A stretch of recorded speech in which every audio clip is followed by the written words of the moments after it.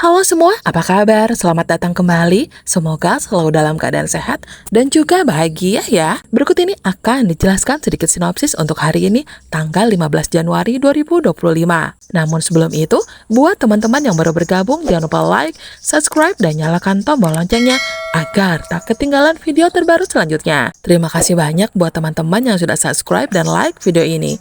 Semoga teman-teman semua selalu diberikan kesehatan dan rezeki yang melimpah. Sebelumnya, Amira masih tampak sibuk. Ia sedang berdiri di atas tangga kecil membersihkan gorden tebal di aula rumah.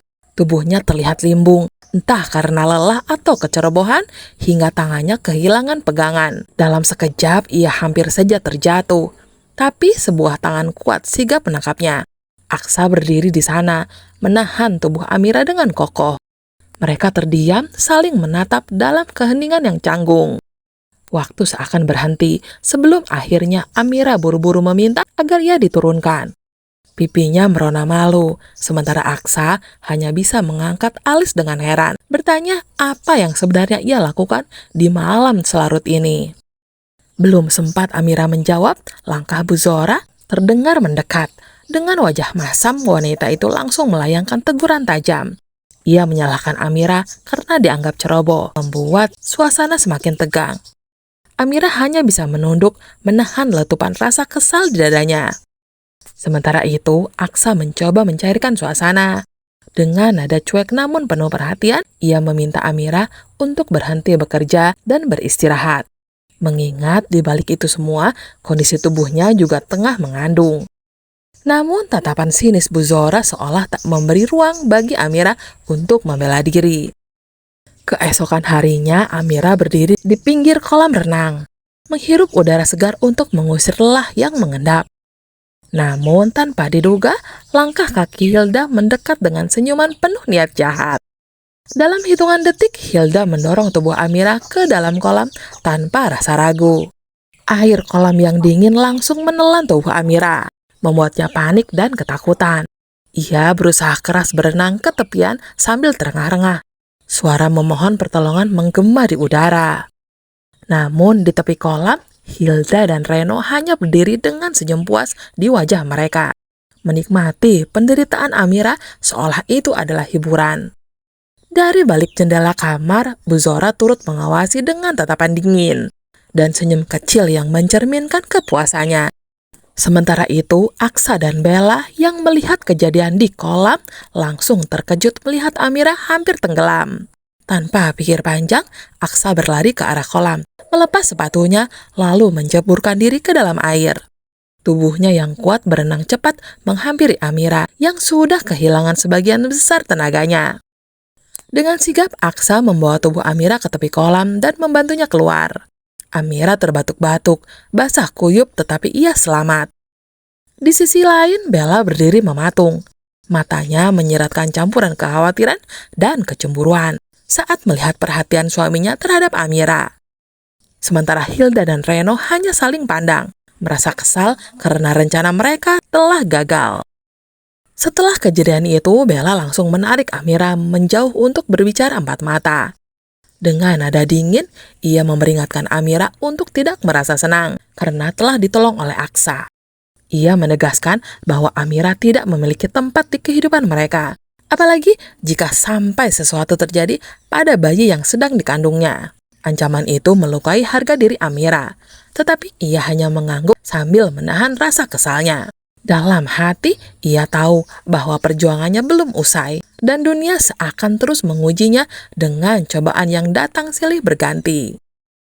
Di tempat berbeda, di taman sebuah rumah sakit, Amira dan Aksa duduk di bawah pohon rindang.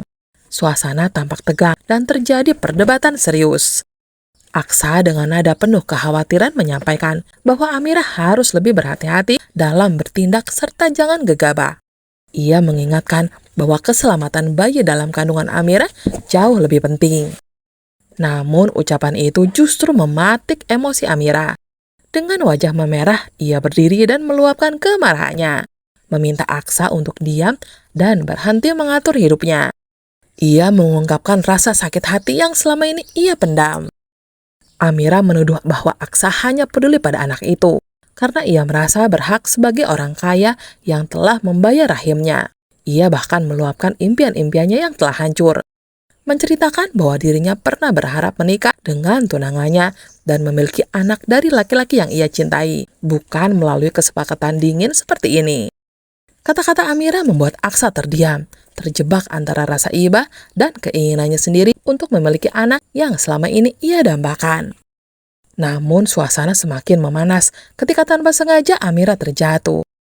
Dari kejauhan, Adam, penyanyi idolanya yang kebetulan berada di sana, melihat insiden itu dan langsung bergegas menghampiri. Adam yang salah paham mengira Aksa telah bersikap kasar terhadap Amira. Tanpa pikir panjang, ia menarik tangan Aksa dan memintanya agar berhenti menyakiti perempuan. Aksa yang kebingungan mencoba menjelaskan. Namun, Amira yang sedang kesakitan justru terkejut melihat Adam, idolanya, hadir di hadapannya. Rasa senang bercampur dengan emosi membuatnya lupa sejenak pada masalahnya. Pertemuan ini semakin istimewa karena Adam mengenalinya dari kejadian sebelumnya di rumah sakit, saat mereka tak sengaja bertabrakan dan saling memperkenalkan diri. Di balik kerumitan ini, Amira seolah menemukan sedikit cahaya di tengah kegelapan hidupnya. Hening malam di rumah sakit terasa begitu berat bagi Amira. Ia duduk di bangku lorong dengan wajah yang basah oleh air mata, seolah-olah seluruh dunia telah berkonspirasi untuk menjatuhkannya. Dengan suara lirih ia menyebut nama Galang berulang kali, berharap sosok yang dirindukannya itu hadir untuk menguatkannya. Namun kenyataan berkata lain. Amira merasa hidupnya kehilangan arah dan tanpa Galang semuanya seolah tak berarti.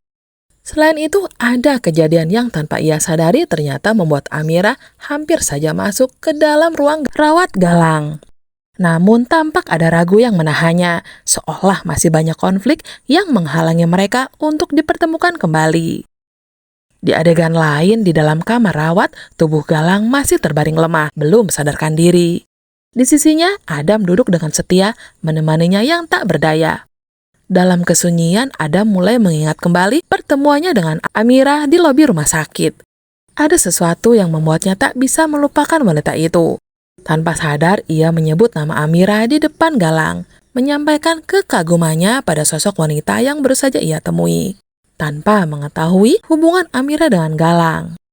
Ketika nama itu terucap, jemari Galang perlahan bergerak, seolah ia ingin berkata bahwa Amira adalah bagian penting dari hidupnya, wanita yang sangat ia cintai. Namun gerakan itu luput dari perhatian Adam yang masih tenggelam dalam pikirannya sendiri. Adam tak menyadari bahwa nama yang baru saja ia ucapkan adalah jembatan antara dua hati yang saling merindukan di tengah jarak dan waktu.